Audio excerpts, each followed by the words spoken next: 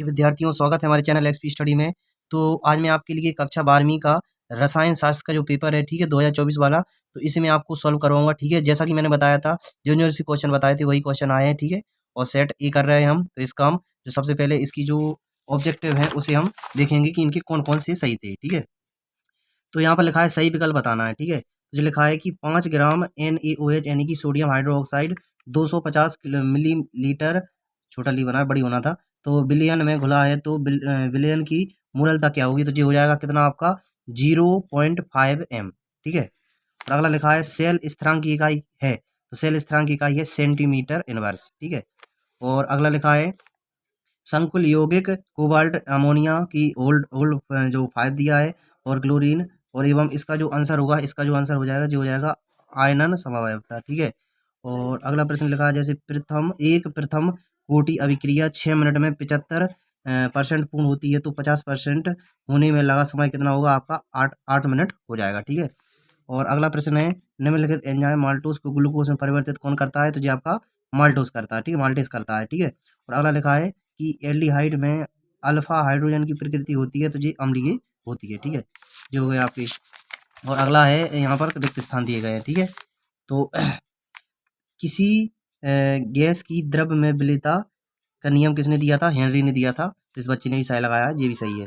तो एक फेराडे आवेश का मान कितना होता है, जी होता है अपना 96,500। ठीक है, और EDTA एक क्या है, एक शतदंतु लिगेंड है। ठीक है, आपको शतदंतु इसका आंसर देना था, क्या देना था, शतदंतु। अगला लिखा है 2, 4, 6 ट्राई नाइट्रोफिनॉल क्या कहलाता है, पिक्रिक अम्ल कहलाता है। ठीक है, अगला लिखा है C6H5COOH अमोनिया। ठीक है, आपको यहाँ पर अमोनिया लिखना था, यानी NH3 लिखना था, और मेथिल एमीन से कम क्षारीय होता है, यानी आपको कम लिखना था। अगली बात करते हैं सतसत की। ठीक है, तो अभिक्रिया की दर की इकाई mole litre inverse centimetre inverse होती है। हाँ जी, सत्य हो जाएगा। लेंथेनाइट एक्टिनाइट की तुलना में अधिक क्रियाशील होते हैं, नहीं होते हैं, यानी असत्य हो जाएगा। फिनोल की कार्बोलिक अम्ल फिनोल को कार्बोलिक अम्ल भी कहा जाता है, हाँ कहा जाता है, तो सत्य हो जाएगा। और हॉफमैन ब्रोमेमाइन अभिक्रिया द्वारा प्राथमिक एमीन बना जाते हैं, हाँ बना जाते हैं, तो सत्य हो जाएगा। और क्रिएटिन एक गोलाकार प्रोटीन है, जी नहीं है, जी असत्य हो जाएगा। स्टीफन अभिक्रिया द्वारा कीटोन बनाए जाते हैं, या सत्य हो जाएगा। ठीक है, ये आपके यहाँ पर 6 नंबर क्लियर हो जाते हैं।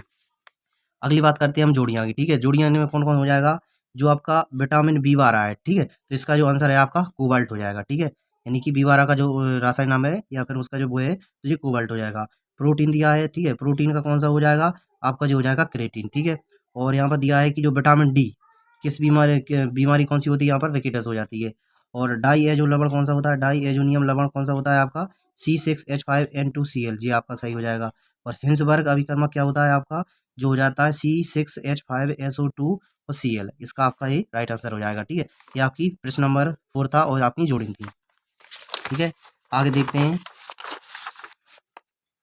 यहाँ पर प्रश्न नंबर 5 लिखा है। ठीक है, कि एक शब्द में उत्तर देना है। ठीक है, अभी तो मैंने यहाँ पर कहीं नहीं लिखा है, यदि आप कहेंगे तो मैं अगली वीडियो में इनका जो आंसर है मूललता तुल्यांक की परिभाषा इनको लिख दूंगा। ठीक है, यहाँ पर बनता नहीं तो मैंने इसको नहीं लिख रहा हूँ अभी। ठीक है, और प्रश्न नंबर 6 क्या दिया है कि प्रतिरोधकता की परिभाषा लिखिए। ठीक है, मैंने करवाया था, बिल्कुल वही आया है। ठीक है, और अगला लिखा है विशिष्ट चालकता की परिभाषा लिखिए, इसका अथवा है। और प्रश्न नंबर 7 हमारे रासायनिक अभिक्रिया की दर को परिभाषित कीजिए, और इसका अथवा दिया है कि रासायनिक अभिक्रिया की आणविकता की परिभाषा लिखिए। ठीक है, और प्रश्न नंबर 8 दिया है संक्रमण धातुएं परिवर्ती ऑक्साइड संख्याएं प्रदर्शित करती हैं और क्यों करती हैं। ठीक है, संक्रमण धातु मैंने आपको बताया था कि कोई ना कोई प्रश्न जरूर आएगा, तो संक्रमण धातु की जो है परिवर्ती वाला आया, एक रंगीन आयन बनाते हैं, क्यों, एक जो है। ठीक है, और अगला लिखा है निम्नलिखित संकुल IUPAC नाम। ठीक है, मैंने जी दोनों लगाए थे, नहीं कुल मिला के मैंने बताऊँ कि आपको 10-12 करवाए थे, 10-12 में जी दोनों आ चुके हैं। ठीक है, और मैंने बताए थे वही है।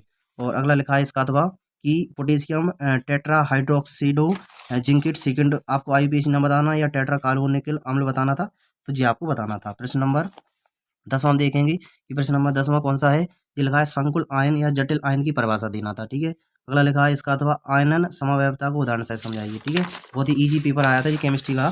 ठीक है, और अगला लिखा है 11वां DDT के दो उपयोग। ठीक है, मैंने इसकी टिप्पणी भी लिखाई थी, उपयोग भी लिखाए थे। ठीक है, और कार्बन टेट्रा क्लोराइड के दो उपयोग। ठीक है, जी अथवा था, ये आपने किया होगा या आपने यही किया होगा पहला वाला। ठीक है, और एल्किल हैलाइड का अमीनो अपघटन रासायनिक समीकरण शायद लिखिए। ठीक है, और दूसरा इसका अथवा दिया है कि डाइएजोनियम लवणों की युग्म अभिक्रिया को रासायनिक समीकरण द्वारा देना था। ठीक है, और देखिए यहाँ पर देखिए आप 13वां प्रश्न दिया है, लिखिए कि प्रथम कोटि की अभिक्रिया में 99% अभिक्रिया के पूर्ण होने में लगा समय 90% या अभिक्रिया पूर्ण होने में लगने वाला समय दुगुना होता है। और इसका अथवा दिया है कि अर्ध आयु काल का था, तो आपने शायद यही किया होगा। ठीक है, आपको शून्य कोटि के लिए अर्ध आयु काल बताना था, यानी T1/2 बताना था, इसका समय आधा होता है और समानुपाती होता है, आपको बताना था, तो आपने बता दिया होगा।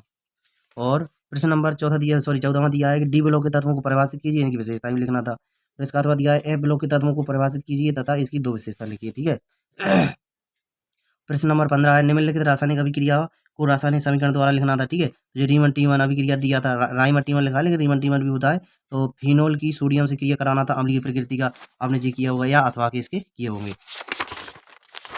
प्रश्न नंबर 16 की बात करते हैं। 16 में एंजाइम की परिभाषा आई है। ठीक है, आपने वो लिख दी होगी। आवश्यक एवं अनावश्यक एमिनो अम्ल के उदाहरण बताना था।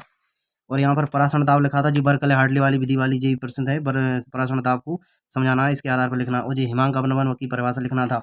ठीक है, और ये तो सभी को पता था, आना था, तो आया है कोलरोस का नियम अनुप्रयोग, एक गैल्वेनिक सेल का इसी में। और ये यहाँ पर 19वां प्रश्न लिखा है। ठीक है, बुटर्ज अभिक्रिया है, बुटिंग फिटिंग अभिक्रिया है और क्लोरोफॉर्म ऑक्साइड है।